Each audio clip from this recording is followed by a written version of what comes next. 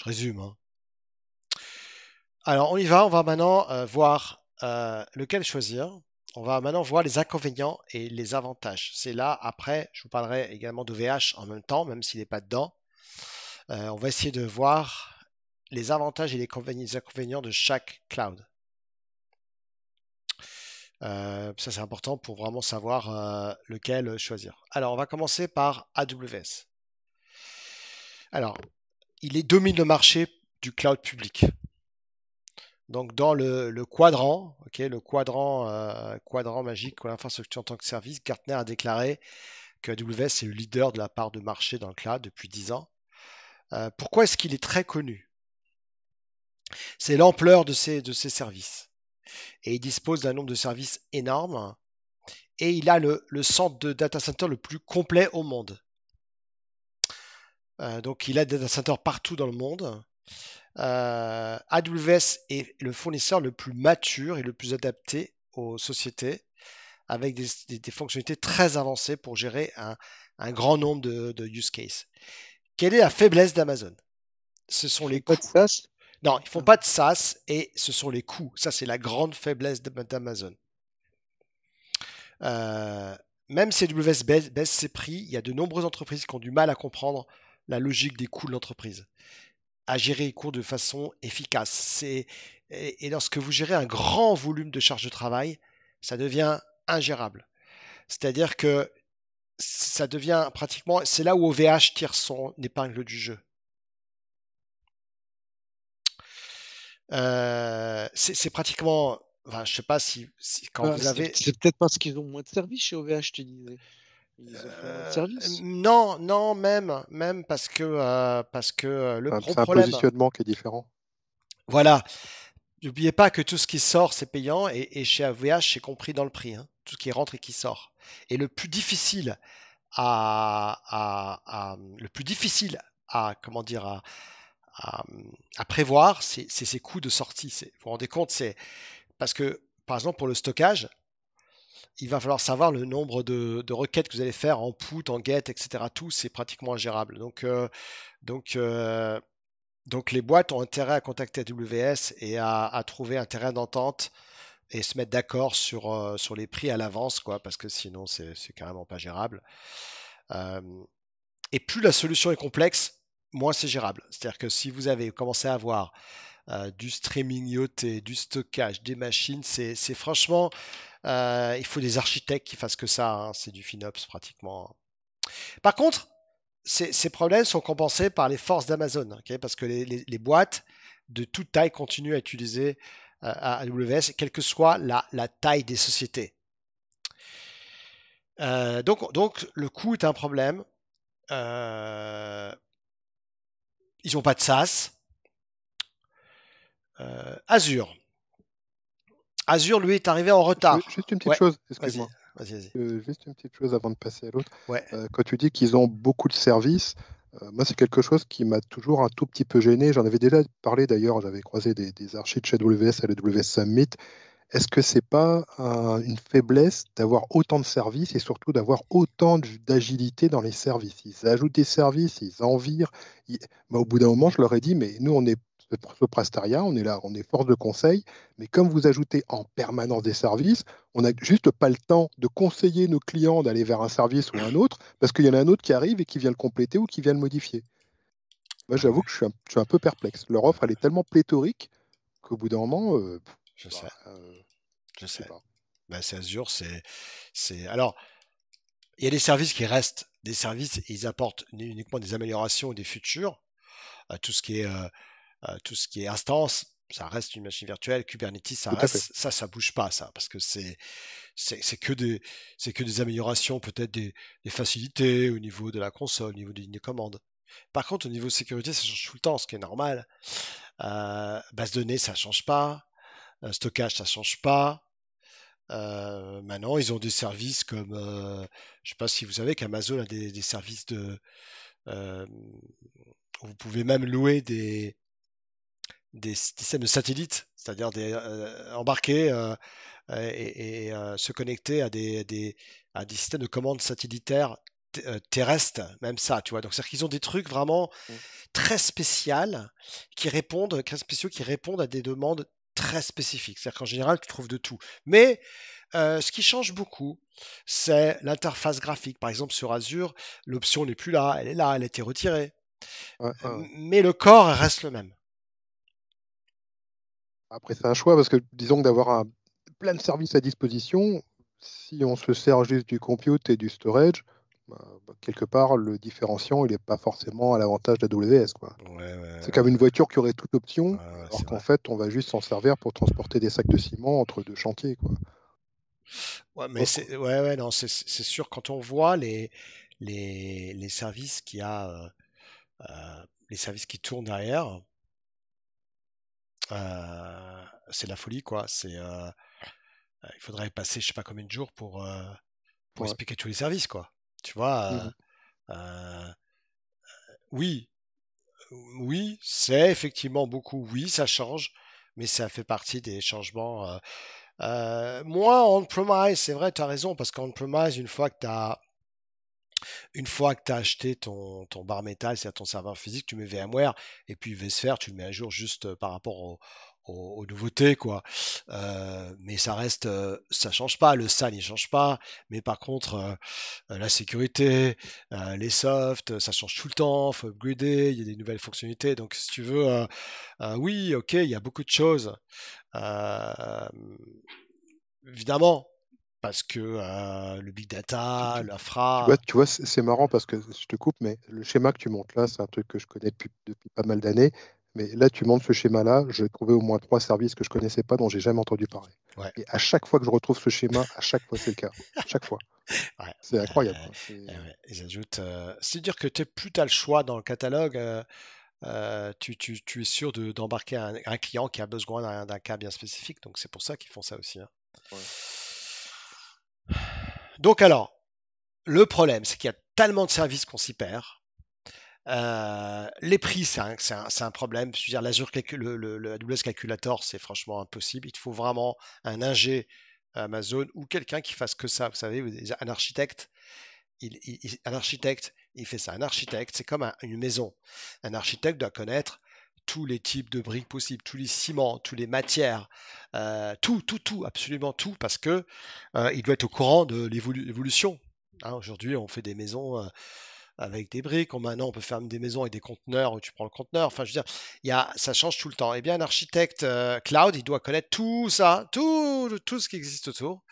D'une façon générale, attention, il y a des architectes comme les ingénieurs, hein. Les ingénieurs passent des écoles généralistes euh, d'ingénierie et après peuvent être embarqués de n'importe quelle société dans le monde parce qu'ils ont des process, voilà, ils ont cette façon de réfléchir.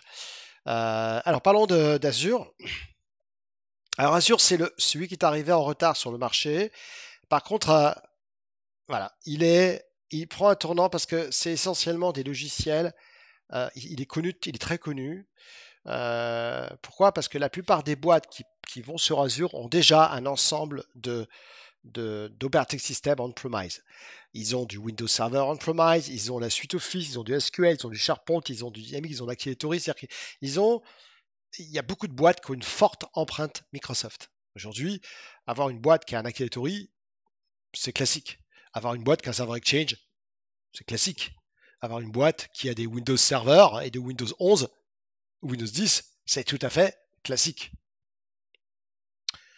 Et Donc, même leurs produits, maintenant, quand on achète un Office 365, ben, on n'achète plus Office 2016, c'est 2000 ça, machin. On c'est ça, achète un produit qui est capable d'être c'est ça, directement interfacé avec le c'est cloud. ça, c'est ça. C'est Alors la qu'on n'a pas force. demandé. Voilà, c'est ça. On n'a pas demandé, mais alors, c'est la force. Les clients Microsoft sont Azure. Enfin, je veux dire, les très grosses boîtes sont très Microsoft parce qu'ils ont beaucoup de licences, etc. Tout. Donc, quel est le succès d'Azure? C'est pourquoi est-ce qu'il y a un tel succès? C'est vrai, hein, ils sont en train de monter à une flèche dingue, hein. Parce qu'il y a beaucoup d'entreprises qui déploient les OS Microsoft, des logiciels Microsoft. Ça veut dire que c'est étroitement intégré à des applications-là. Et les entreprises qui utilisent beaucoup le logiciel Microsoft trouvent souvent qu'il est plus judicieux d'utiliser Azure. Ça fidélise les clients Microsoft existants. Ça, c'est le marketing, hein. Si vous êtes déjà un client d'entreprise Microsoft, vous allez avoir des remises importantes. qui vont vous faire aller chez Microsoft, hein. Donc, qu'est-ce qu'a reproché? Quel est le reproche maintenant? On va parler de reproches que les clients ont donné. Si tu veux, c'est pas moi qui l'ai dit, hein. C'est que Azure, c'est une plateforme prête à l'emploi. Mais souvent, les clients signalent que l'expérience de service semble moins adaptée aux attentes de l'entreprise, compte tenu de la longue histoire de Microsoft en tant que fournisseur d'entreprise. Et les clients citent des problèmes d'assistance technique, de documentation, de formation et d'étendue de l'écosystème. Alors ça a complètement changé, hein.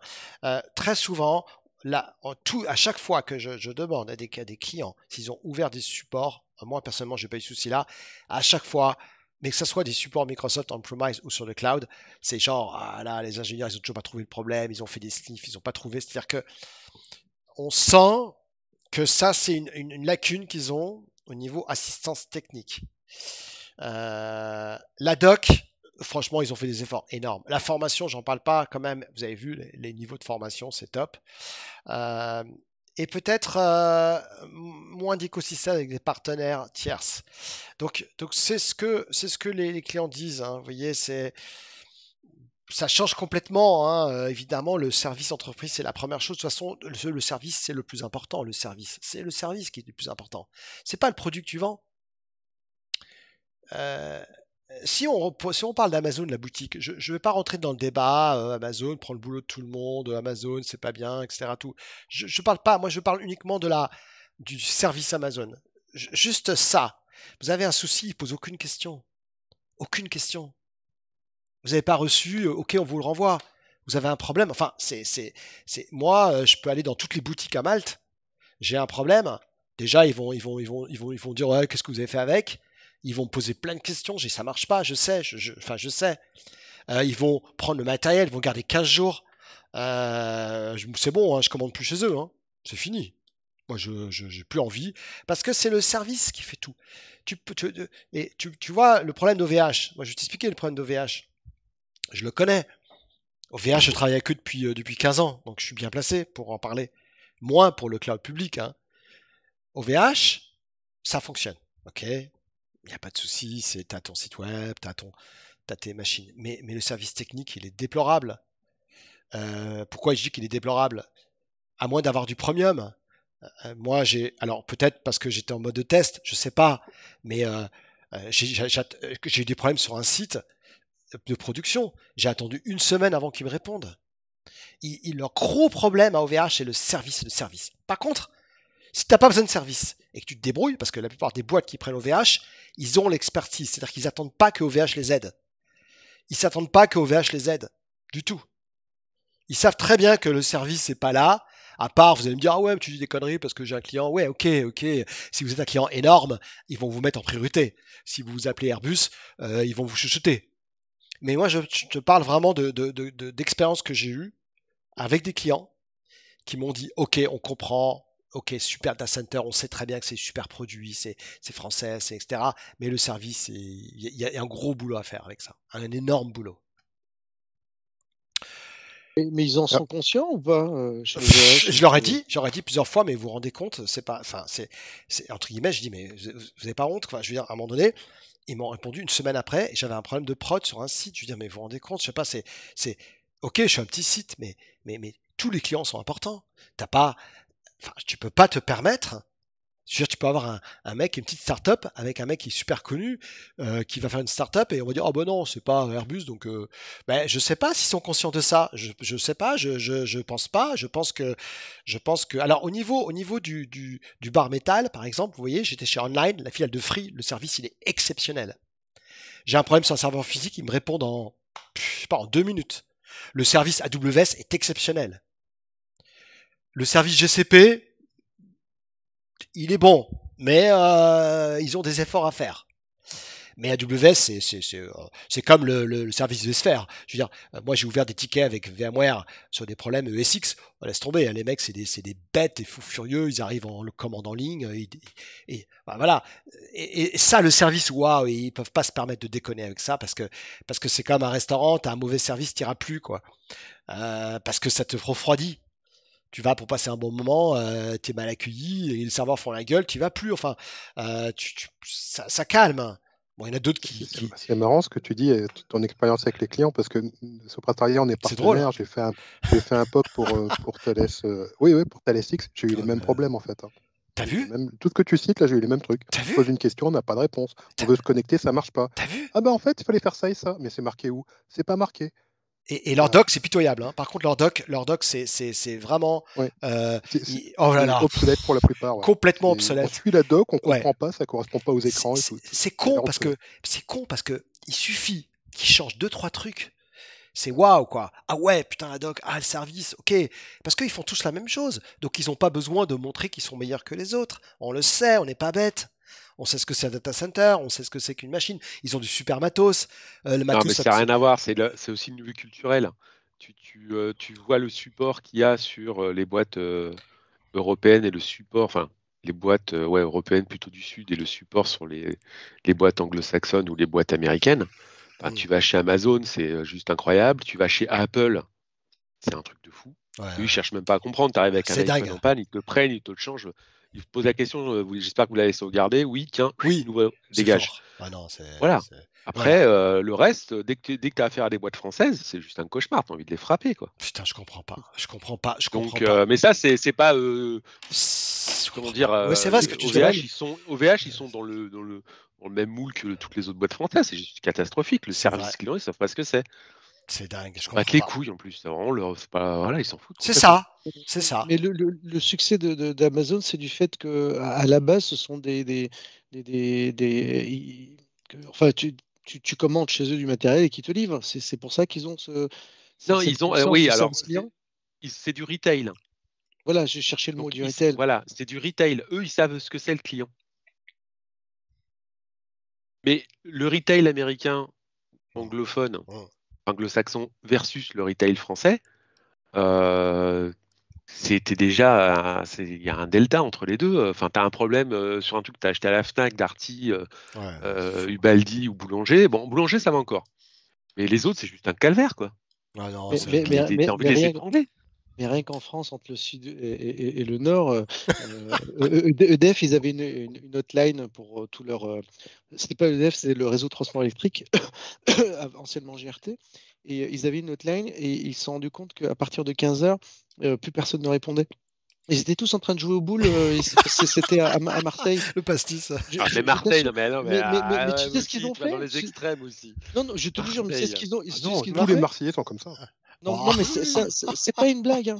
Ce qu'ils ont fait, c'est qu'ils ont transféré la hotline à Lille et ça marchait beaucoup mieux. Ah, c'est dingue. C'est dingue. C'est dingue. Donc, Non, mais bon, après, c'est la culture européenne. Hein, encore qu'en Italie, le service client est pas trop mal. Les Allemands, ça va encore, mais la France, c'est une catastrophe. alors, Ouais, moi, mais regarde Microsoft, c'est pareil, d'après ce que dit Fabrice. Ouais, et pourtant, ce sont des anglo-saxons. euh, Enfin, mais- non, c'est que non, attention, moi j'ai des super. Non, avec les Microsoft, Français. si tu as un Et, compte, alors si tu as un compte, premium, si ouais. si t'as un compte pro, C'est ça. tu as un bon SAV. Si tu C'est ça. as C'est ça. du matériel Surface, Microsoft, tu as un bon service. Par contre, si tu es lambda et que tu as un problème avec ton Windows 11 Family chez toi, t'es mort. Ça c'est clair. Ah ouais, mais ça, Tu es c'est- client lambda de Microsoft 365, t'es mort. Ouais. Il n'y a plus d'aide, Ouais, c'est de l'aide en ligne qui ne sert strictement à rien. Par contre, si tu as un compte pro, si tu es professionnel, tu as un vrai support. Ah Par ouais. contre, quand tu es lambda, Ah, c'est fini. t'oublies. Il n'y a plus de support. Et je reviens à ce que vous dites. OVH, la puissance d'OVH, c'est que tu dois te débrouiller si tu connais parfaitement OpenStack, si tu connais parfaitement le bash, si tu connais tout. En fin de compte, ils te mettent à disposition une infra, tu te débrouilles. N'attends pas qu'ils vont te faire les trucs super bien faits, les learn, les trucs. Par contre, c'est de la balle derrière. Je veux dire, si tu restes au niveau de la puissance de feu, de ce qu'ils te proposent, mais vraiment le brut de brut, mais derrière, voilà, tu dois être hyper expert. En fait, pour moi, OVH n'est utilisé que par des hyper experts. Je suis pas forcément d'accord. Est-ce qu'ils sont Ah bon même meilleurs avec le grand public, justement? Pardon, répète. Est-ce qu'il serait pas meilleur avec pour le support du Je- grand public? C'est-à-dire le C'est grand OVH. Seulement Ah bah non, c'est encore pire. les gamers, les Ah gens non. comme Ah, ça. les Ah non, gamers. non, non, Ah non, non, non, non, ah non, non, non, non, non, non, les gamers. non, le support est Non, pas non, bon, point. non, les gamers, ils Non, se non, débrouillent. mais alors les gens chez Ah ouais. OVH, ils sont hyper gentils. Moi, je travaille beaucoup avec eux. Ouais, Ils ouais. sont super chez C'est dingue, OVH. je comprends pas, c'est Mais fou. le support, c'est une catastrophe. Je comprends pas.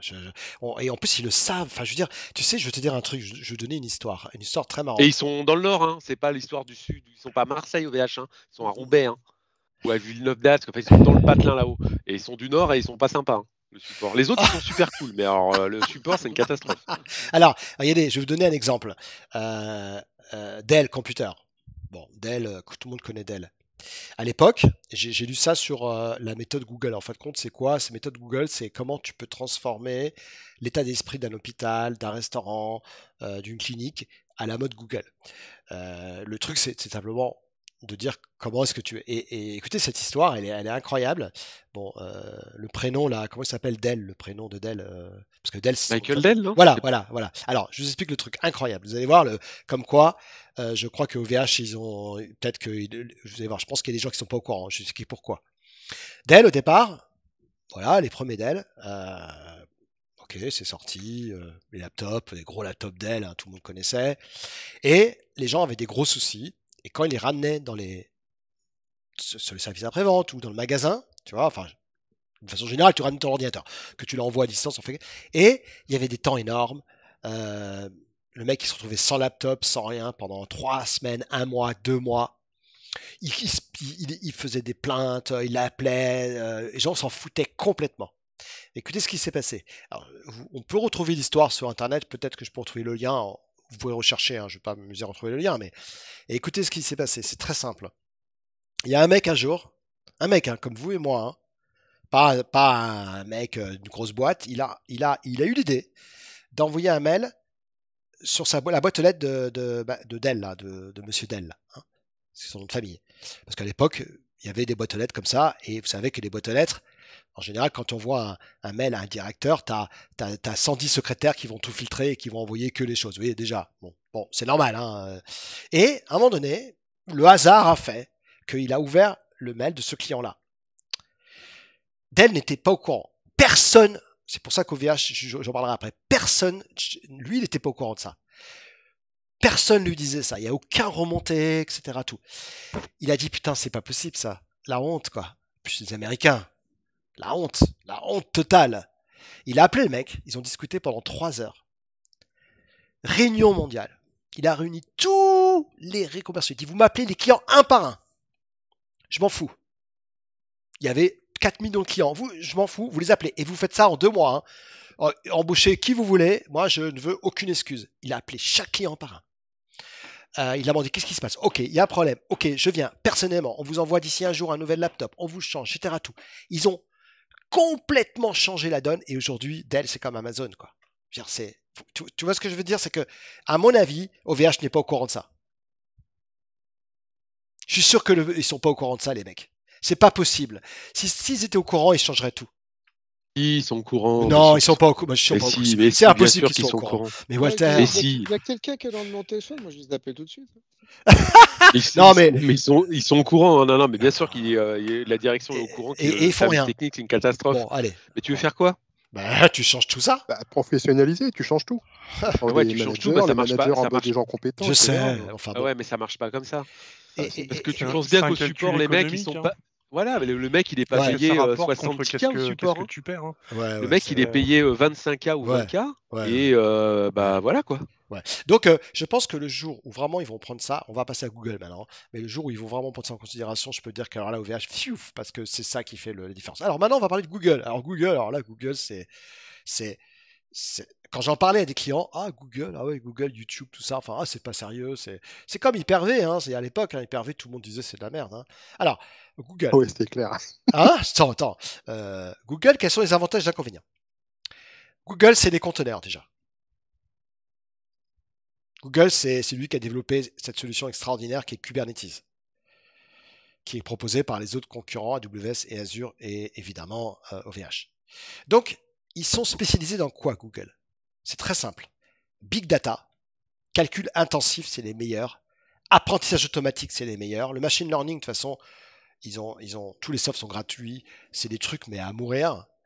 Ils sont les leaders dans le big data. On va quand même pas. Enfin, vous avez vu tout ce qu'il y a chez Google. Enfin, bon, je pense que on peut le comprendre. Tous les services qu'il y a derrière, Android, qui a un super OS pour les laptops. Tu as le YouTube, tu as le Google Search, tu as tous les produits de mail. Enfin, c'est affolant. Et ça offre également un équilibrage en termes de charge. Google connaît les centres de données. Il les connaît. Google a énormément de fibres dans le monde. Il sait ce que c'est qu'un data center. Les temps de réponse sont très rapides. Par contre, le problème, le seul souci, c'est que en termes de part de marché, il ne propose pas autant de services que les autres. Ça a changé aujourd'hui. Vous avez vu que franchement, aujourd'hui, Google, ça y va. Hein. Donc, ils ne proposent pas autant de services que AWS et Azure. C'est faux aujourd'hui. Je pense qu'aujourd'hui, maintenant, il y a de plus en plus de services, mais bon. Et ils n'ont pas autant de centres de données mondiaux que AWS ou Azure, bien qu'ils soient en pleine expansion. Hein. Je veux dire, voilà. Gartner, lui, a dit quoi? Que ses clients choisissent généralement GCP comme fournisseur secondaire plutôt que comme fournisseur primaire stratégique. Et GCP est de plus en plus choisi, attention, par des clients qui ont AWS, d'accord, ils sont de plus en plus choisis dans le monde du DevOps et dans le monde de l'IA. C'est-à-dire que Google est en train de monter énormément GCP dans une alternative secondaire à AWS. C'est-à-dire qu'ils ont AWS, mais ils savent que s'ils doivent faire du big data, même si AWS a des solutions, attention, hein, on n'a pas une comparaison de 4 fois plus, mais c'est clair que demain, si vous avez un client qui veut du big data, du machine learning, de l'IA, GCP. Et DevOps. DevOps, ils sont incroyables. C'est normal parce que Google a été créé pour les développeurs. Je vais vous montrer une photo. Vous allez vous marrer. Je vais vous montrer une photo. 3 photos. Une photo d'une conférence avec Azure. Vous allez voir les clients dans la salle. C'est assez marrant d'ailleurs. Hein. GCP, tout le monde est en short et tout le monde est en t-shirt et casquette. Hein. Azure, c'est très, tu vois, voilà, on sent bien Microsoft, les cravates, les trucs, mais un peu cool, disons, moins de cravates, etc. Cravate et basket. Ouais, voilà. Et alors, costard et jean et basket. Et puis AWS, à chaque fois qu'ils sortent un nouveau produit, tout le monde applaudit, c'est la folie, c'est dingue, c'est des shows, mais waouh, oh putain, et ils sont fous d'AWS, il n'y a que ça qui existe au monde, mais ils sont en transe complètement. Hein. D'ailleurs, c'est du trans, quoi. Wow, le mec, ils arrivent des camions Google, Microsoft, AWS, pardon, excusez-moi, j'y arrive. Hein. On commence à mélanger les choses. Je vais vous montrer un petit peu mais c'est drôle, hein. Alors j'ai peut-être 2 ou 3 photos, hein, mais bon, c'est caricatural, hein. Mais c'est la vérité. Hein, un développeur, lui, il va tout mettre sur GCP. Hein. De toute façon, on le sait. Hein. Quitte à attaquer des ressources qu'il y a dans Azure, parce que chacun ouvre les API. Hein. Toutes les API sont ouvertes. Hein. Hein, quand je veux utiliser de l'API Kubernetes ou de l'API Google Maps ou de l'API Office, c'est ouvert. Hein. Une API, c'est utilisé par les développeurs. Alors, je vais vous montrer conférence annuelle. C'est marrant parce que bon, moi, ça ne me dérange pas. Hein. De toute façon, c'est comme ça. Hein. Alors, vous allez voir alors, peut-être j'en ai une là. Ah, voilà. Alors, déjà, le look. Attends, parce que. Bon, c'est pas le. Voilà, vous allez voir. C'est ça. Alors, regardez déjà le type de personne qu'il y a dans une conférence Google. Vous voyez là à droite? C'est ça. C'est ça, GCP. GCP, tu vois mon écran là? Ah oui, là c'est bon. C'est ça, GCP. C'est que des étudiants, des développeurs, c'est les plus hauts développeurs au monde, c'est que GCP. C'est vraiment, c'est leur cœur de métier aujourd'hui. Hein. J'ai tous les services qui existent, mais en plus, tout est ouvert, les API, tu peux développer, mais tu as des trucs extraordinaires, du temps réel, c'est incroyable, hein, du real time. Tu prends une conférence AWS, alors là tu vas voir, alors c'est énorme, AWS c'est les shows de toute façon, c'est AWS conférence, les big qu'on appelle les London par exemple, voilà, c'est des grosses conférences. Voilà, alors voilà, on y est. Ça c'est AWS. C'est AWS, c'est la folie, c'est un stade complet ouvert. AWS, c'est le leader mondial, c'est la folie, c'est les meilleurs du monde, c'est les plus gros services, c'est gigantesque. De toute façon, AWS, ça va rester longtemps le leader mondial. On voit tout de suite la différence, quoi. Alors évidemment, on est aux États-Unis, hein, on n'est pas à Malte, hein. Et alors les shows les shows avec les AWS Truck Data Box. Bon, alors là, c'est la folie. Ils font rentrer ils font rentrer des camions dans lesquels tu viens plugger en fibre. Et là, c'est bon, quoi. On se dit, ok, on a compris AWS, c'est ça, quoi. C'est aussi ce genre de boîtier, c'est les data box, c'est aussi des data box intelligentes. Par exemple, le Snowball intelligent, il embarque AWS à l'intérieur. Écoutez ce que je dis, hein, parce que ça, c'est quand même incroyable. Ça veut dire quoi? Dans cette boîte dans laquelle tu peux mettre des pétabytes de données, est intégrée la console AWS et la plupart des produits AWS concentrés dans une boîte. C'est utilisé pour les plateformes pétrolières, dans le désert, dans les endroits où et là, ils sont très forts là-dessus. Ils ont trouvé une niche incroyable. C'est qu'aujourd'hui, dans les endroits industriels, les endroits où tu poses par hélicoptère, ce genre de choses, parce que c'est posé par hélicoptère dans les centrales nucléaires, dans les systèmes. C'est refroidi à l'eau, c'est anti-norme tempête. C'est-à-dire que tu peux avoir plus 40 degrés, plus 50 degrés, moins 40 degrés, ça bouge pas, quoi. Et là, ils ont une niche incroyable. C'est qu'ils ont trouvé cette niche dans les plateformes pétrolières. Ils sont les premiers parce que ils ont embarqué ce truc qui est à la norme Tempest. C'est des normes militaires en plus, c'est-à-dire que tout est protégé à des couches en magnésium, anti-radiation. Parce que vous savez que sur un clavier, quand vous tapez sur un clavier, vous prenez un laser de haute fréquence, le mec à 200 mètres, il voit tout ce que vous tapez sur votre clavier, hein. Donc, ils ont cette folie et cette avance technologique que les autres n'ont pas, qui commence à arriver, je dis pas, mais là, ok, donc bon, alors GCP, on a compris.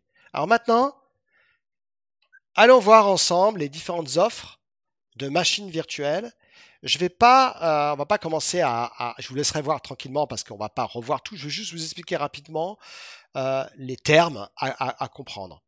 On va refaire la formation, évidemment, hein. On va essayer de voir un peu la tarification, le free, comment vous pouvez tester gratuitement, parce que ça aussi c'est important de pouvoir tester une solution et d'avoir un crédit. Et AWS, c'est les plus forts là-dedans. AWS, tu peux tester les produits. Est-ce que vous savez comment tester AWS, s'il vous plaît, gratuitement? Qui sait comment tester AWS gratuitement? Dans ta carte bleue. Oui, bon, ça, d'accord, tu es forcé de la mettre parce que c'est important, voilà, c'est pour eux, c'est leur façon de travailler. Mais après, comment est-ce que les produits sont gratuits? C'est-à-dire que à quel moment est-ce qu'ils vont se servir ta carte bleue? Il y a un certain volume, non? Un truc comme ça, non? C'est pas ça? T'es pas loin. Un certain volume de données échangées ou... Par exemple, tu as 750 heures gratuits par mois pendant 12 mois. Tu vois, ici, là, attends, je vais mettre le laser parce que vous voyez pas ce que je fais là. Là, ici, c'est-à-dire que tu prends des fritières. C'est-à-dire que quand tu crées une ressource chez Amazon, quelle que soit la ressource que tu as, tu choisis fritière, fritière, fritière, fritière. Et quand tu choisis fritière, tu ne seras pas facturé. Mais si tout d'un coup, dans une machine virtuelle Amazon, tu actives le monitoring avancé, là, tu seras facturé. Si tout d'un coup, tu ne prends pas une petite machine virtuelle chez AWS, mais une machine virtuelle assez grosse, évidemment, tu seras facturé. Alors que les autres, GCP, Azure et OVH, ils te filent un crédit de 200 $ pour un mois chez Azure, un mois chez OVH et 3 mois avec 300 $ chez GCP. Bon, ok. Voilà. Donc, alors, déjà, comment on appelle les machines virtuelles sur Amazon? On appelle ça du EC2. EC2, bon, voilà, variété d'options comme tous les autres, Windows et Linux. Attention, AWS c'est Linux, hein. Linux. C'est Windows, ok, mais je veux dire, attends, là, on voit bien que GCP, c'est Linux. OVH, j'en parle même pas. Azure, c'est les deux. Donc, si tu as un client qui veut faire des machines Windows, tu vas chez Azure. Attention, hein, je dis pas que. Attention, je n'ai jamais dit que AWS, c'est pas du Windows. Tu peux avoir 12 000 serveurs Windows. Hein. Ils font plein de choses pour Windows. Il y a plein de services pour Windows. Hein. Je dis juste que c'est Linux, c'est la plupart des machines que tu peux créer, c'est du Linux. Ils ont même leur propre distribution. Ils ont créé leur propre distribution. Calcul de paramise en échelle automatique. Alors, ils ont des machines énormes. Conteneurs. Bon, mais conteneurs, si vous avez compris que c'est. Il y a Fargate. On vous a parlé de Fargate dans la formation? Hein, c'est un service qui fait comme Kubernetes, mais qui permet la gestion des serveurs. Ça automatise tout automatiquement. Hein. Donc, voilà, c'est L'orchestrateur? Pas Kubernetes, mais oui, ça fait la. Fargate. Ouais, Fargate, c'est pas la même chose que Kubernetes où c'est des milliards de conteneurs. Là, Fargate, c'est pas des milliards de conteneurs, mais c'est déjà beaucoup de conteneurs. Ensuite, comment on appelle les machines virtuelles chez Azure? On appelle ça des machines virtuelles. Okay, ce qu'on appelle des Microsoft Compute. La puissance, c'est qu'ils ont évidemment de Linux, mais ils ont évidemment Windows Server, SQL, Oracle, IBM, SAP. Sécurité renforcée, hybridation à mort. Et comme AWS, ils ont à des niveaux gratuits. Bon, voilà. Ils ont des services supplémentaires, comme l'autoscaling, comme ils le font tous. Autoscaling, service de conteneurs, Kubernetes, Docker Hub, service de traitement par l'eau, service cloud, Elastic Beanstalk. Ah pardon, Elastic Beanstalk, ça c'était du Microsoft, pardon.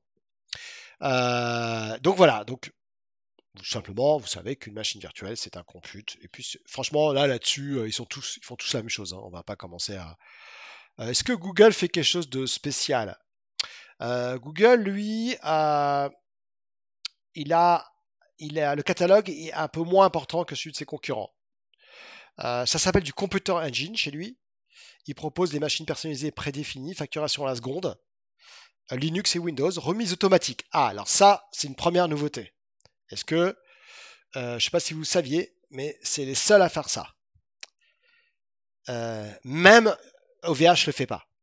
Ça veut dire quoi les remises automatiques? Qui peut me dire ce que ça veut dire les remises automatiques là? Est-ce que vous savez ce que c'est? Ça, c'est génial, ça. Comme les heures creuses, non? C'est si on a une certaine. Non, c'est pas ça. C'était pas mal ton idée. C'était excellent, ça. Tiens, des sortes de mails? C'est-à-dire? Non. C'est-à-dire si tu as consommé au bout d'un moment. Ah, t'es pas loin. T'es pas loin. T'es pas loin. Comme chez Auchan, si t'achètes 3 computes, t'en as un gratuit. Non, c'est toujours pas ça. Alors, je vous explique ce que c'est, parce que c'est quelque chose de très spécial. C'est que plus tu utilises ta VM, plus tu as des remises. Donc, par contre, il faut la créer le premier du mois. Hein. Si tu ne la crées pas le premier du mois, tu ne bénéficies pas des remises importantes. Donc, si ta machine virtuelle tourne 50% du mois ou 100%, les remises peuvent aller jusqu'à 30 à 45%. C'est le seul à faire ça.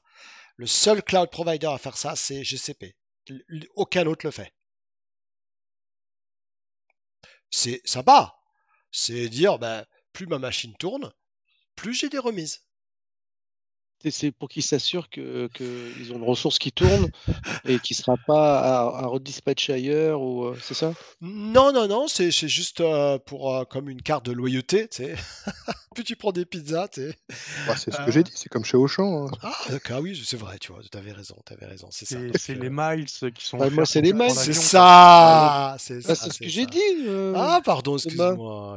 Thomas, c'est ce que j'ai dit. J'ai dit c'est comme les miles. Excusez-moi. Ah, j'avais pas compris, je crois qu'il avait dit les mails. Les mails, miles. Oh là là, c'est pas grave, on a compris. Et j'ai droit à mon cocktail ou pas? Ah bah oui, alors tout le monde a le droit à son cocktail. Par contre, j'entends pas beaucoup Chloé, je trouve. Hein. Vraiment, Chloé, là, Ah, tu nous suis, tu comprends tout ce qu'on dit, c'est bon, c'est clair, c'est intéressant? Ouais, je vous C'est suis. bien, hein? C'est bien, hein, c'est top, hein, Ouais, j'analyse de mon côté. Ah, génial, mais attention, hein, c'est ça, les femmes, elles analysent, hein, attention, hein. Alors, c'est vrai, hein. Ah, le cliché. Oh, ça y est, arrête un petit peu tout de suite. Bon. Alors, Ah, Kubernetes. nous, là, Bon, allez, Kubernetes, c'est l'inventeur de Kubernetes. Bon, ok, blablabla, blablabla, vous avez compris. Alors, juste une petite chose concernant Kubernetes, parce que Amazon en parle aussi, parce que Docker est un tout petit peu en perte de vitesse, si j'ai cru, ce que j'ai Ouais, cru comprendre. ouais. Et Amazon parle de Kubernetes, mais du coup, c'est bizarre, parce que le point fort de GCP, c'est Kubernetes, mais Amazon le fait aussi, donc il n'y a pas de conflit d'intérêt ou de... Je sais pas. Bah non, ils prennent le meilleur du monde, et le meilleur du monde, c'est Kubernetes, hein. T'en as d'autres, mais il n'y a pas mieux, hein. Enfin, Parce je veux dire, qu'en termes de...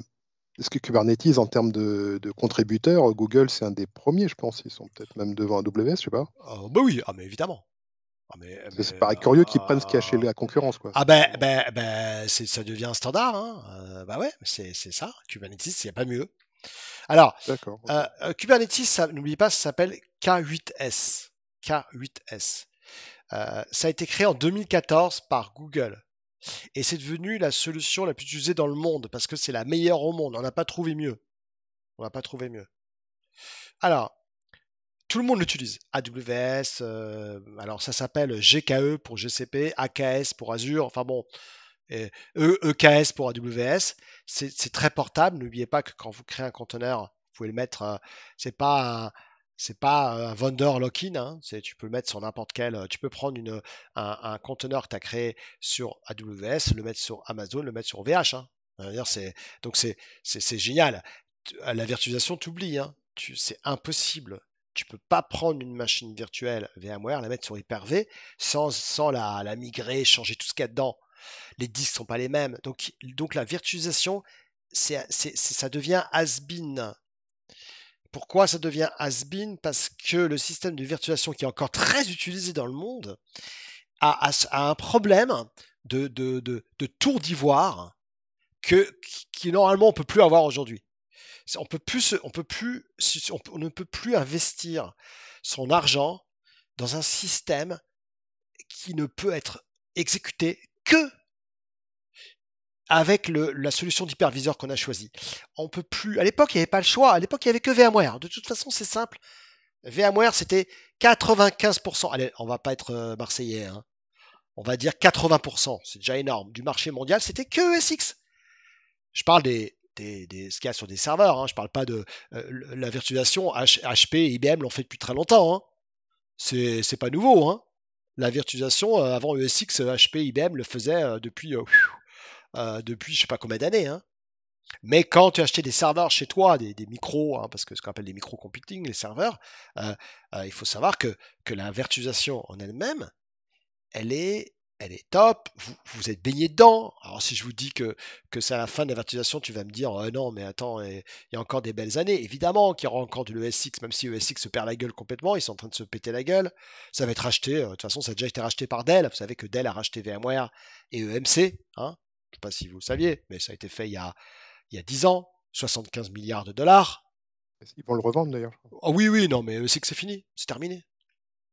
C'est terminé, ESX c'est fini pour eux. Oui, vous allez me dire, ah ben non, mais c'est quoi ces conneries? Évidemment que non. Je dis pas tout de suite qu'ils sont morts, mais c'est la douce mort, lente. Parce que déjà, leur interface est devenue complètement has-been, ils évoluent plus. Ok, ils font des versions en plus, oui, c'est extraordinaire. Évidemment, le kernel de VMware, c'est une beauté technologique. J'ai jamais vu un truc aussi beau de ma vie. Ça a été fait par 500 ingénieurs, 250 MB. Enfin, je veux dire, c'est une beauté au niveau technologique, il n'y a pas plus beau au monde. Si on parle de beauté système. Mais il y a tellement de concurrents. J'ai dit à l'époque, le jour où il y a des concurrents frontaux, VMware, c'est terminé. Parce qu'ils ont fait la pluie, le beau temps. À un moment donné, ils ont fait un truc terrible. Il y a plein de clients qui sont tirés parce qu'à un moment donné, ils ont fait des licences à la mémoire. C'est-à-dire que tu payais la licence selon la RAM et les CPU. C'est-à-dire qu'ils ont choisi. C'est-à-dire qu'ils avaient. Attends, du jour au lendemain, tu changeais les prix, tu étais obligé de payer. Tu n'avais pas le choix. C'était une obligation. Tu pouvais pas avoir le choix. Parce qu'il y avait que. Alors oui, il y avait du KVM, oui, il y avait oui, il y avait du Xen. Ok, non Mais le support, t'en fais quoi là-dedans? Xen, c'est un open source, hein. Alors le support avec des boutonneux qui vont te répondre parce qu'il y a un problème là et qui vont recompiler le kernel, ouais, merci, hein. Je dis pas que KVM c'est de la merde parce que moi je fais du Citrix. Et Citrix c'est Xen Source, enfin pas KVM, mais Xen a été racheté par Citrix et je donne des formations sur Xen Server, donc je peux vous en parler. Mais, mais voilà, vous voyez, rien n'est acquis. Absolument rien n'est acquis. Novell Netware, Novell, c'était le système d'exploitation avant Windows NT. Novell, c'était un des systèmes d'exploitation les plus extraordinaires au monde. Novell, qui a installé du Novell? Oui, personne. Installé non, mais On a cohabiter avec. désinstallé du Novell pour mettre de l'AD chez Bah, EDF. ouais, non, mais Oui, ouais, j'ai fait ça pendant des années chez SCC. voilà, donc. Bon, allez, on peut parler pendant des heures et des heures. On va parler de la partie storage rapidement. Alors là, storage, c'est la guerre. Hein. Alors là, par contre, voilà, ils font tous la même chose, mais le leader mondial, c'est Amazon. Hein. La S3, c'est un truc de malade. Partout. Ils ont le monopole mondial du stockage chez S3. Hein. Là-dessus, je veux dire, c'est depuis très longtemps. Le stockage objet, le stockage EBS. EBS, c'est le disque dur d'une machine virtuelle à Amazon, hein, pour votre info. Hein. EFS qui est extraordinaire. EFS, c'est un système de fichiers pour le stockage de fichiers Linux qui permet à 200 machines Linux de venir se connecter au même storage. Car n'oubliez pas que sur un disque EBS, il n'y a que la machine virtuelle qui peut l'ouvrir et tu ne peux pas le faire ouvrir avec une autre machine virtuelle, c'est normal. Alors que le FS, quand tu le mets, tu peux avoir 15 machines Linux, c'est que Linux hein, ça, hein, qui peuvent écrire sur le FS en même temps. Donc c'est l'actif-actif évidemment. Storage Gateway, c'est extraordinaire. Alors là, ils sont très forts. Ils sont très forts sur la partie stockage Gateway. C'est un truc de fou. Vous avez déjà entendu parler de stockage Gateway ou pas? Ça, c'est un truc de malade. Hein. Non, jamais entendu. Alors, c'est une appliance que tu mets chez toi et qui te permet, en fait, compte de migrer tes données de ton on-premise vers le cloud. C'est carrément une appliance, je ne sais pas si tu imagines, hein, c'est AWS qui va te mettre ça qui va racker ça, et ainsi tu vas avoir une connexion avec AWS pour pouvoir hybrider, c'est-à-dire copier tes données. C'est comme le Snowball, sauf que le Snowball, c'est ce périphérique dont je vous ai parlé avant, où tu as trop de données, donc tu ne peux pas le faire par Internet, donc tu vas commander, vous savez, soit le camion, soit le truc. Donc, Snowball, c'est la clé USB géante et Storage Gateway, c'est le BitTorrent. Ouais, c'est ça, oui, effectivement, Snowball, ça peut être, oui, c'est une très bonne, très bon exemple. En base de données, archivage, bon, je veux dire, tout le monde est bon. Là, il n'y en a pas un qui est meilleur qu'un autre. Hein. Là, on peut pas. Alors, si, il y a Aurora qui est extraordinaire, qui est une base de données compatible Postgres et MySQL, 5 fois plus rapide. Ça, c'est très fort. Les autres l'ont pas, ça. Alors, ça, c'est hyper fort. Hein. Aurora, c'est un truc de malade. Et je vais vous expliquer. Écoutez, vous allez voir un peu la puissance d'Aurora. Vous avez une base de données MySQL, vous avez du Postgres, ok? Donc, imaginons vous avez du MySQL. Et puis, le MySQL, il n'arrive pas à pouvoir répondre à des demandes parce que c'est du MySQL. Peut-être qu'il n'est pas redondant. Tu ne peux pas prendre une base de données MySQL et le répliquer vers une autre région. Eh bien, Aurora, ils ont carrément développé un truc Aurora qui fait comme MySQL, comme Postgres. Ça veut dire que pour une application Aurora, ils croient que c'est MySQL et c'est 5 fois plus rapide. C'est Zone. Et là, ils ont fait un truc de fou. Hein. Donc là-dessus, ils ont tué tout le monde hein, sur les bases de données. Hein. Aurora, c'est énorme.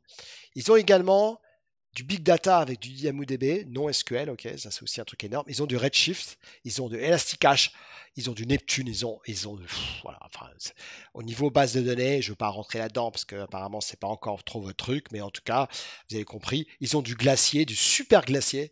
Alors, et des heures et des heures à récupérer, mais au niveau des prix, c'est voilà. Donc aujourd'hui, c'est les meilleurs. Hein, c'est incomparable. Attention, quand je dis incomparable, évidemment, dans Azure, il y a aussi des trucs qui sont hyper forts. Enfin, disons que Aurora, c'est quelque chose de top. la richesse des produits S3 est aussi est vraiment, voilà. Enfin, je veux dire, il n'y a rien à dire derrière. Le stockage, ben, il y a aussi, voilà, on a SQL au niveau Azure, les bases de données, on a SQL, ben, on est chez SQL, donc forcément, hein, voilà. Cosmos DB, c'est comme DynamoDB. Vous voyez, le DynamoDB, c'est l'offre Big Data répliquée dans le monde entier. Ça veut dire que à la milliseconde près, hein, attention, hein, c'est des trucs énormes, hein. Euh, ils ont du Data Lake Azure, hein, Big Data, hein, Data Lake, tu mets tes données dedans et après tu utilises des solutions de query. Base de données, ils ont du SQL, du Progress. Bon voilà, ils ont voilà. Donc leur puissance c'est SQL finalement et ils connaissent leur métier, tu vois, ils connaissent leur métier. GCP, bon, storage aussi énorme. Moi, je dirais qu'en premier, c'est AWS, en deuxième, c'est GCP. Après, c'est les autres, hein. Donc là, GCP, ben, évidemment, pareil, ils ont du Snowball, ils ont du SQL, NoSQL, ils ont du Cloud Spanner, ils ont du Cloud Storage, Cloud Data Store, comme S3, hein. Ils sont très bons là-dedans. Quand tu vois les services qui tournent derrière, je pense qu'ils peuvent mettre en avant leur technologie, hein. Voilà. Alors maintenant, on va dire là où ils sont les meilleurs, parce que tout ce que je viens de vous montrer, vous en avez bouffé pendant 4 jours. Donc maintenant, on va dire pourquoi les choisir. C'est-à-dire que maintenant, on va dire les outils clés, c'est-à-dire que là où ils sont les meilleurs. Là, vraiment, enfin pas les meilleurs, mais disons les key tools, c'est-à-dire Les différenciants. voilà, les trucs où je veux dire, tu pourras dire après ça, ok, là où ils sont meilleurs là-dedans, là ils sont meilleurs là-dedans. Enfin voilà, donc on va essayer de voir ensemble Alors, ok, donc déjà, on va prendre un petit message. Donc, aujourd'hui, selon tous les experts, les technologies émergentes, c'est quoi? C'est très simple, hein. C'est l'IA, le machine learning, ça c'est IoT, énorme aussi. Ok. IoT, c'est aussi énorme. L'informatique serverless, c'est énorme, sans serveur, tu vois. Ça, c'est les trois principaux. Enfin, c'est clair qu'aujourd'hui, le storage, les machines virtuelles, les databases, ça, on sait faire ça. Mais aujourd'hui, les grands challenges, c'est l'IA. On voit ce qui a été fait avec Carrefour. Et là, Azure a cassé tout le monde.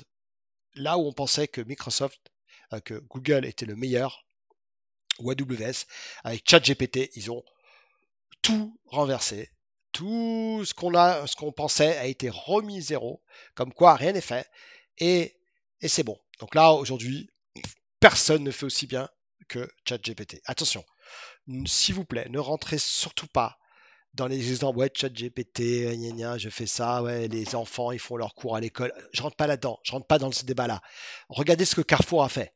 Par exemple, ChatGPT, quand tu isoles et que tu utilises l'intelligence artificielle et le langage naturel, tu le fais avec tes données. Tes données, si demain tu prends Airbus, ce sera un ChatGPT où tu vas pouvoir poser des questions, discuter sur les avions, etc. Tout. Peut-être qu'il y aura un ChatGPT pour les techniciens qui va dire tiens, comment je dois remplacer telle pièce? Et ça va aller intégrer de l'intelligence artificielle, des lunettes 3D. Donc, vraiment, ChatGPT, c'est une API. Alors évidemment, tout le monde moi, je fais ChatGPT tous les jours. Quand je fais des nouvelles vidéos sur YouTube, je dis fais-moi une description. Et c'est extraordinaire. Je lui dis ouais, c'est pas très C'est une bien là. tuerie. Non, mais c'est la folie. C'est la folie. Encore une fois, j'en ai parlé hier. J'ai fait des trucs, mais c'est parfait quoi. Et t'as des métiers qui Le vont. seul truc qui est chiant, sur ChatGPT, c'est que sa base de données, elle n'est à jour que jusqu'en 2021. Oui, c'est-à-dire Et que ils disent 2022 maintenant. 2022. Ouais, ouais. ah bah ça, on a gagné une année depuis 2 semaines. Le prochain ChatGPT, ça sera en temps réel, hein. Non mais c'est ouf ce truc. Ouais, non, non, Alors, maintenant, on va parler des outils clés de AWS. On y va, parce qu'on va parler de Gluon, on va parler de plein de choses aussi. Vous allez voir, c'est très drôle. Alors, euh, PageMaker to serverless, ok. Donc, AWS possède la plus longue liste de services dans tout ce qui est domaine. Alors, c'est quoi SageMaker? Les points forts, ça inclut SageMaker. SageMaker, est-ce que ce que c'est que SageMaker? Qui sait ce que c'est que PageMaker? Excusez-moi, alors attends. Non, non, c'est PageMaker. Dans PageMaker, tu as un produit qui s'appelle SageMaker. Alors, SageMaker, je ne sais pas si vous avez déjà entendu parler. Non. C'est l'apprentissage automatique, machine learning. Interface de conversation avec Lex. Lex, c'est ça. Il y en a qui ont un service Alexa ou pas? Alexa, chez eux. Je sais pas s'il y en a qui ont du Google. Alexa. Pas t'as la Google, toi, mais personne n'a Non, l'Alexa, apparemment. Ouais, ça marche pas. non. C'est Google qui a pris le pas, hein. Google, il y en a pas. Moi, j'en ai à la maison. Bon, maintenant, je l'arrête. Enfin, au début, j'étais content, mais c'est sympa. Tu peux faire des trucs de fou avec, hein. Moi, j'ai des copains qui font de la domotique. Tu peux aller très très loin, hein. Google Mini, tout ça. Alors, premier produit où on parle des outils clés. Ils sont très très bons dans tout ce qui est apprentissage automatique. Les services des conversations Lex. Conversations Lex, ça alimente les services Alexa. Bon, conversations, ils ont été complètement écrasés par ChatGPT, mais bon, à l'époque, il n'y avait pas de ChatGPT quand j'ai fait ce slide, hein.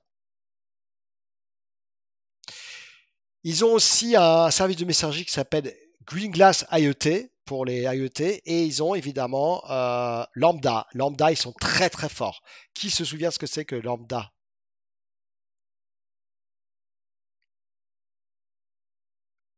C'est une C'est le fonction. Ouais, serverless, non? c'est une fonction, c'est ça, exactement. Alors, parmi les. Donc, AWS propose Deep Lens.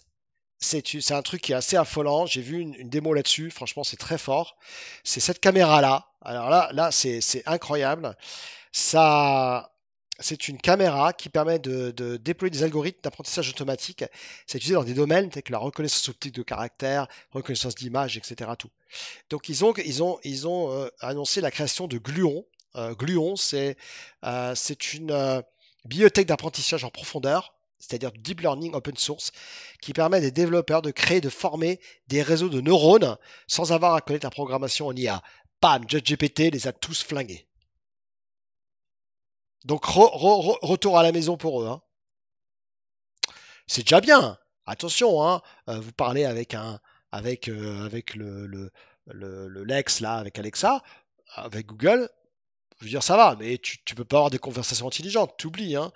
ChatGPT, c'est bon, hein. Voilà, on y est quoi. Donc si on dit, donc on a bien compris que la gros produit clé, là où ils sont très en avance, avant ChatGPT. Mais attention, il n'y a pas que ChatGPT, il faut encore du machine learning. Le machine learning, c'est pas du chat. Enfin, c'est le machine learning, c'est la prédiction. La prédiction, ils sont très forts là-dessus. Tu peux pas utiliser ChatGPT pour faire de la prédiction. ChatGPT, c'est de l'IA adaptative qui s'auto-alimente. Donc, il y a encore un marché énorme pour la prédiction pure, comme du flight delay ou etc. Tout, ils sont très bons. Les outils clés de Microsoft, ben, c'est très simple, c'est tout ce qui est service cognitif. C'est-à-dire qu'ils sont hyper bons de tout ce qui est. Ils sont très bons dans les API de texte analytique, API Face, API Computer Vision, Custom Vision. Ils sont très bons là-dedans. Ils sont aussi bons là-dedans. C'est-à-dire qu'on voit bien que l'IA et les machine learning, ils sont tous très très bons. Ils sont tous. Enfin, je veux dire, c'est des key tools de tous les quatre. Avec une avance technologique pour AWS et Google, évidemment. Les key tools également de Azure, c'est des clients Microsoft. C'est-à-dire que tous les produits Microsoft, tu les trouves chez Azure. Microsoft locaux, Azure Backup, Windows Server Backup, Visual Studio Team Service, DevOps, Visual Studio. Alors, c'est simple. Eux c'est les key tools, c'est ça. C'est qu'ils comprennent le langage Microsoft, pas les autres. Les autres, ils sont ailleurs. Logique. Encore une fois, l'IA, apprentissage automatique. Une des bibliothèques les plus connues dans l'open source, c'est TensorFlow. TensorFlow, c'est très connu, c'est agnostique, hein. C'est considéré comme du machine learning, hein, un logiciel de création d'applications d'apprentissage automatique. Là où ils sont très forts aussi, c'est IoT. Donc tu vois, pour l'instant, la seule chose qu'on vient de voir, la plus importante, on vient de voir que finalement les key tools de Azure, c'est client Microsoft. On a bien compris que c'est leur force. En stockage, on a bien compris que de toute façon, il n'y a pas photo, c'est S3. Et chez Google, c'est tout ce qui est IoT serverless. évidemment, langage naturel. Ils sont tous dedans. De toute façon, l'IA, c'est devenu voilà, gradouble. Donc, voilà. Alors, au niveau tarification, on y arrive parce que. Alors là, déjà, je vous ai envoyé un truc génial. C'est. Je ne sais pas si vous connaissez ce lien-là. Excuse-moi. Ouais, vas-y. Juste une petite question. Je ne suis pas sûr d'avoir bien saisi. Je te cache, en toute honnêteté, je viens de découvrir que Microsoft est lié à ChatGPT. Hein. Ah bon? C'est vrai? Oui, j'avoue, je n'ai pas tilté. Moi, j'avais OpenAI. regardé les gens comme Midjourney et compagnie, ils sont complètement indépendants des cloud providers. Tu parles de quel produit? Midjourney. Je pensais que tous les fournisseurs d'AI étaient totalement indépendants des cloud providers. C'est pas le cas, donc? Non.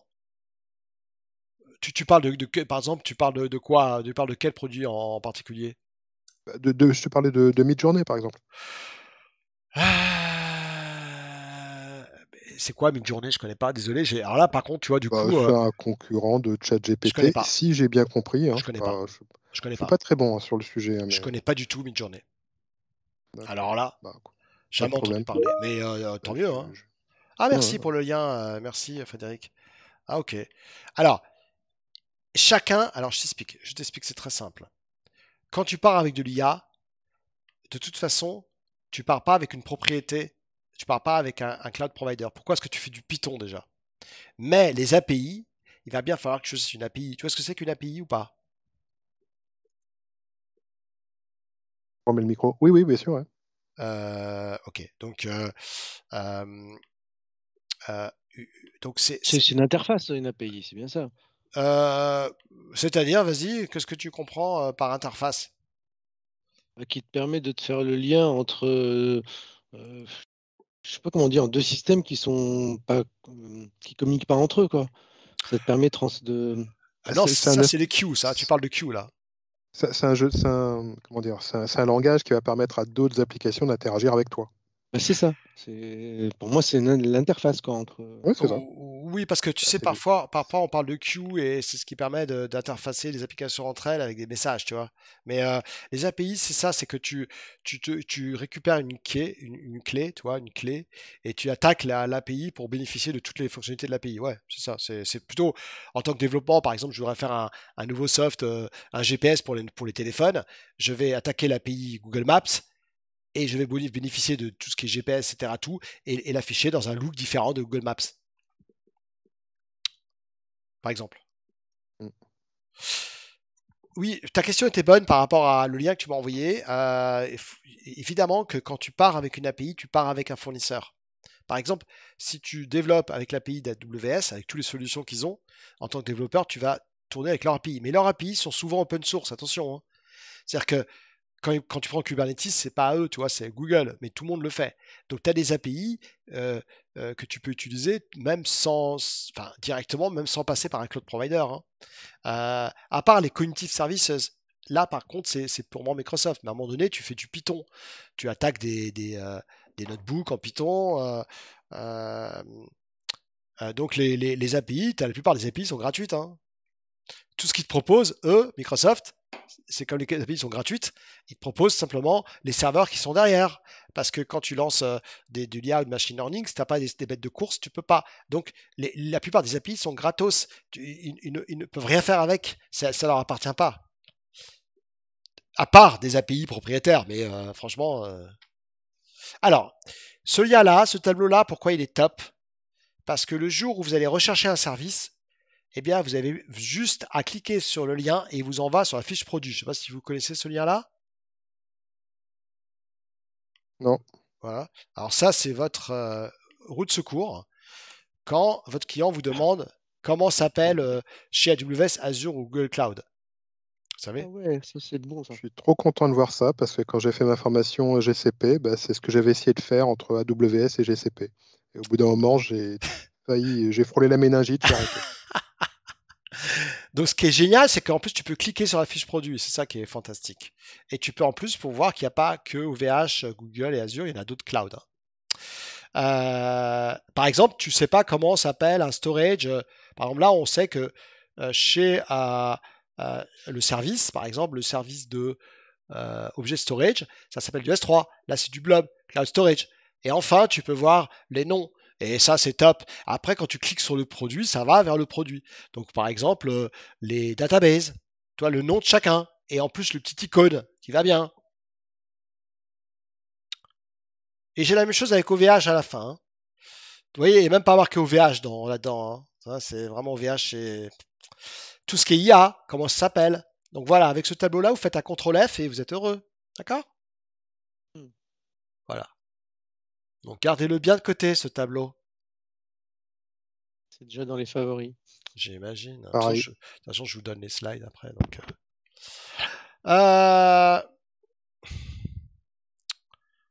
hop, on continue. Alors maintenant, on va parler de la tarification. Eh ouais, les tarifs, alors là, c'est... On va résumer, hein, parce que là, on arrive bientôt à 3 heures, je ne vais pas vous garder plus longtemps. On va parler de la tarification. Et là, qui est le meilleur là-dedans? Alors, OVH l'est, hein, l'OVH est à droite. Je n'ai pas mis OVH, mais OVH, évidemment, est le moins cher de tous les cloud providers. Concrètement, hein, ça, tout le monde le connaît. Ils n'ont pas autant de services, mais voilà. Alors, on va parler de WS. Alors déjà, quand on compare les 3 leaders ou les 4, le domaine le plus délicat, c'est la tarification.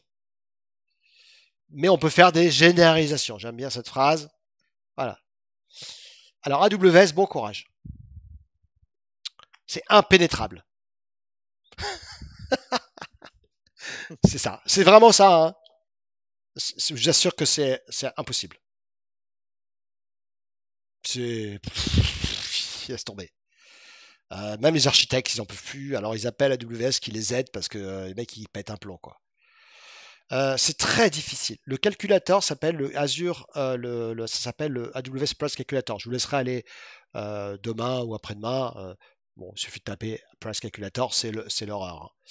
Hein. Il y a tellement de services que tu t'y perds. Par contre, il y a énormément de variables qui rendent difficile l'obtention d'une estimation précise. Et Gartner dit bien que la structure d'application granulaire est complexe. L'utilisation de l'outil de gestion des coûts est vivement recommandée. Donc, il faut vraiment des outils tierces. Azure, alors on a quoi? On a on-demand pricing. Par heure ou par seconde, on peut réserver des instances. Donc, si tu payes 1 an ou 3 ans à l'avance, c'est 75% sur le prix. Et le plus délirant, c'est les spot instances. Qui sait ce que c'est que les spot instances? J'en ai parlé lundi. Et vous avez entendu parler de ça, normalement, chez GCP et AWS. Quand on réserve une machine pour un intervalle donné, un intervalle de temps donné? Non, ce n'est pas ça. C'est des VM qui peuvent te détruire s'ils ont besoin de ressources. C'est ça. Ils te soldent les parties data center qui ne sont pas utilisées. Voilà. Alors le spot chez Amazon, laisse tomber, c'est martien. Hein. Alors là, attention, tu rentres dans un autre monde du business. C'est comme des actions en bourse. Ça prend en compte la valeur de la matière première plus la valeur des trucs. C'est de la folie. Mais alors là, ils ont fait un truc. Alors attendez, le plus extraordinaire, c'est même pas ça. Je vais vous expliquer le vrai business. Ce que c'est le vrai business. Et alors là, attention. Et là, vous allez dire, on est dans un autre monde. Imaginons, vous réservez des machines virtuelles pour 1 an. Donc vous payez jusqu'à 75%. Donc ça veut dire que vous avez estimé que vous avez besoin de 10 machines virtuelles et que vous avez utilisé tant de CPU. Puis malheureusement, au bout d'1 an, vous remarquez que vous n'avez pas utilisé finalement, vous avez payé en avance, mais je n'ai pas utilisé mon stock de farine ou de sucre, etc. Tout. Donc je n'ai pas utilisé toute parce que quand vous payez en avance, vous dites j'ai besoin de 50 VM, je sais. Et puis malheureusement, j'étais trop gourmand ou j'ai mal sizé, j'ai oversizé. Et à la fin de l'année, putain les boules, il me reste. Eh bien, vous savez ce que vous pouvez faire avec Amazon? Vous pouvez les revendre à d'autres clients. Je ne sais pas si vous imaginez. Hein. C'est-à-dire que moi, je peux revendre à Soprastria. Ce que je peux faire, c'est que je peux revendre, excusez-moi pour la prononciation, je peux mettre aux enchères. Ah non, là, c'est... Sur eBay? Non, ils ont leur propre système d'enchères. Non, mais là, c'est génial, quoi. Bon, c'est le business, hein. C'est le business. Et les spots instants, c'est pas les machines que tu peux avoir, c'est ce qu'il leur reste, et tu peux l'avoir juste sur un temps hyper défini, genre une journée, un week-end, puis après, ils l'arrêtent quand ils veulent, quoi. C'est ça. Hein. Comment? Ils l'arrêtent quand ils C'est veulent. ça C'est le ça que truc. Mais les spots instants, c'est utilisé par tout le monde à mort. Alors là, tous les clients les utilisent. Parce que si c'est, alors c'est pas pour des trucs très importants, c'est pour du batch, des opérations, mais 90% de remise, tu peux pas avoir mieux. Hein. Tu peux pas En avoir mieux. fait, ils te revendent les miettes de pain au prix de 10% d'un pain complet, quoi. Ouais, voilà, ils se disent, Après, pour du autant. calcul intensif, c'est intéressant. Hein. Je veux dire, si on a Putain, besoin de 200 serveurs, si on en a Ouah, 250, ça va d'autant plus vite. Si on en ouah. perd 30 en cours de route, c'est pas très grave. Ouais, non, mais laisse tomber, le spot instant, c'est de la folie. C'est de la bourse carrément. Non, non, c'est des malades. Hein. Et puis revendre aussi voilà, le spot instant, ça va jusqu'à 90%. Donc, ça marche pour des très grosses machines. Tu peux en mettre 500 machines. Tu fais tu as 90% de remise, quoi. Et par contre, attention, hein, si à un moment donné, un client va réellement acheter, donc, 5 minutes avant, tu as un script que tu vas utiliser, et 5 minutes avant, il te prévient que tes machines vont être virées, supprimées définitivement. Sauf les données. Alors, évidemment, mais les données, tu les mets jamais sur des machines, tu les mets sur du file. Donc, t'as pas de risque. Hein. Tu Mais mets jamais tes données tu les mets toujours sur C'est pour ça que je parlais de calcul. Si tu as besoin de faire des calculs, tes données, elles sont sur le file. Tu as juste besoin de compute pour pouvoir faire les calculs. Évidemment. Si tu pommes tes machines, ton calcul va toujours tourner, mais moins vite. Parce que tu auras moins de compute. mais Fabrice, Vas-y. est-ce que ça veut dire que ça crée des nouveaux postes au sein des entreprises? Par exemple, le FinOps, ça n'existait pas avant. Ça a dû être créé. Et là, par exemple, Oui, est-ce qu'il faut créer une position qui spotter. ne fait, qui ne fait que ça? Donc, oui. Dans l'architecture, quand tu vas mettre en place, quand tu vas commencer à définir, tu vas dire, bon, allez, qu'est-ce qu'on a à faire là? Doit faire du calcul, on doit faire du batch processing, tout à batcher. Les batchs, et toutes les boîtes utilisent du batch. Hein. Je veux dire, le batch, c'est des process qui tournent tout le temps. Enfin, dans le monde bancaire, moi, je travaillais chez HSBC, il y avait, je sais pas, 30 000 batchs qui tournaient tout le temps. Enfin, tu imagines la folie, quoi. C'est normal. Hein. Donc, du coup, tu fais tourner où? Sur des serveurs et du coup sur le cloud. Et là, tu vas dire, pas me faire chier. Je veux pas acheter des serveurs physiques, je vais utiliser des spots. Et donc, tu balances tes calculs sur des machines énormes. Attention, le spot, c'est pas pour toutes les machines. Hein. T'as des machines, tu peux pas. Et en plus, parfois, tu essaies de le faire. À minuit, ça marche pas. Puis à 2h du mat, putain, tu peux le faire. Et alors là, t'en crées 200, quoi. C'est ça qu'il faut comprendre. C'est que c'est à la seconde près, il peut y avoir tout d'un coup, allez, vas-y, achète. C'est de la bourse. C'est la même chose.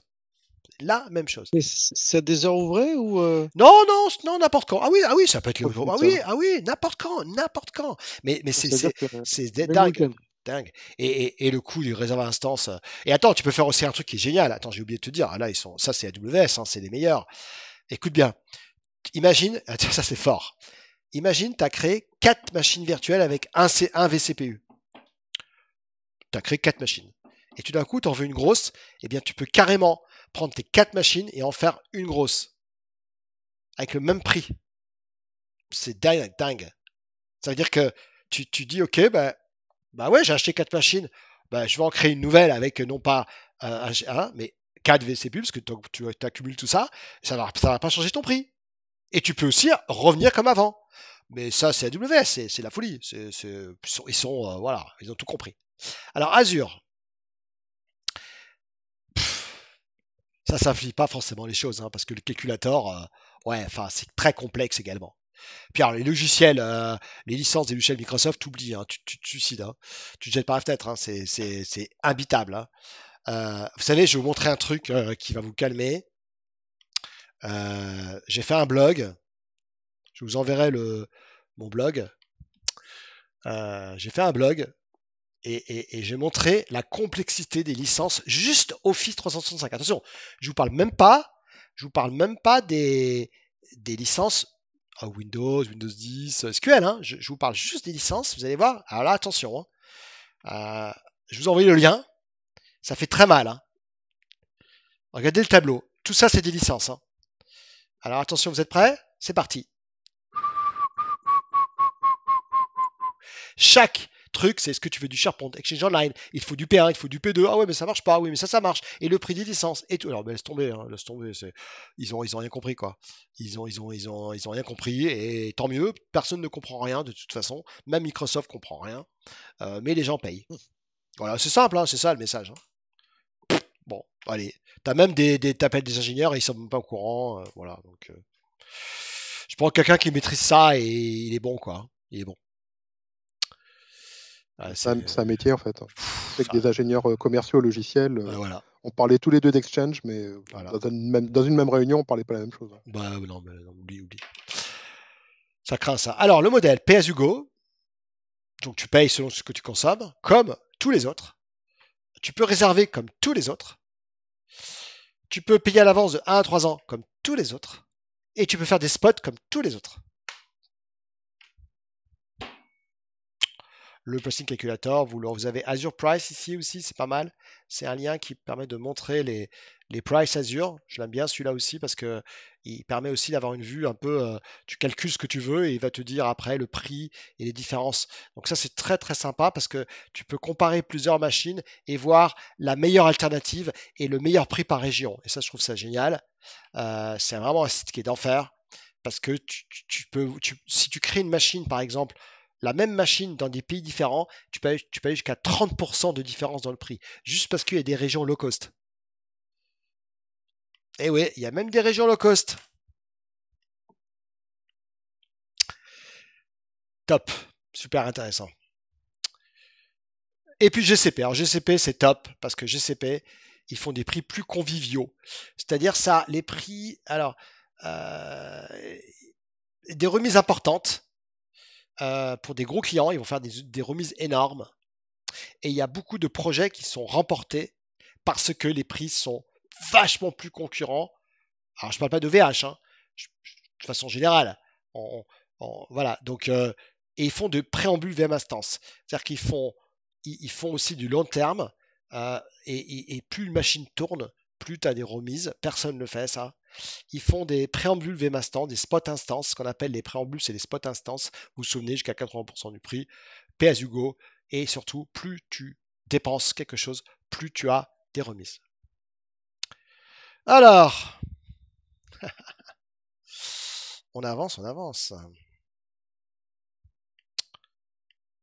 Donc là évidemment, c'est qu'est-ce qui convient le mieux. Alors, on va avoir on va faire une pause. Je vous propose d'abord de faire une pause. On fait une pause de 20 minutes. De 20 minutes. Et on finira vers 3h30 environ maximum. 3h30, 4h moins le quart. Donc grand maximum. Allez, à tout de suite. À tout de suite. Alors.